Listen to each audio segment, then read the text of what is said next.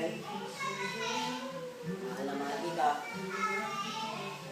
Hindi kita makakalimutan. Salamat ha.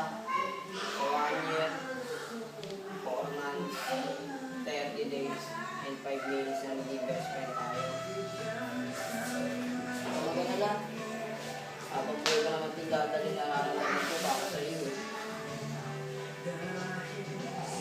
Basta, salamat sa lahat. Maraming salamat. Ano, Jeff? Ito pala, sir. Ikaw ka ba dyan? Narinig ko lahat. Ito na lang naman natapos lahat ang pinagsamahan natin. Ito pa sa amin yung okay. Ang salamat kung ano alam mo sa face niya. Mas napasala mo na.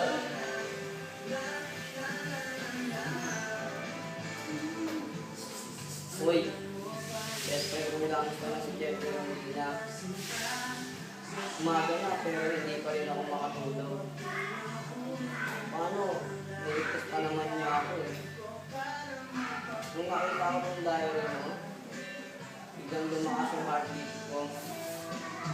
Ang weird no? Pero bakit ako nagkakaganito sa best friend ko?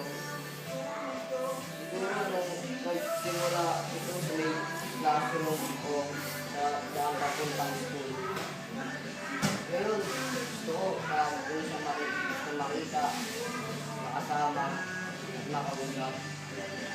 Habang patagal ng patagal, mas lalong lumalakas ang nararamdaman ko para sa kanya. Hey, it's not my type. Hindi na siya yung pagkakuhan. Pero siya yung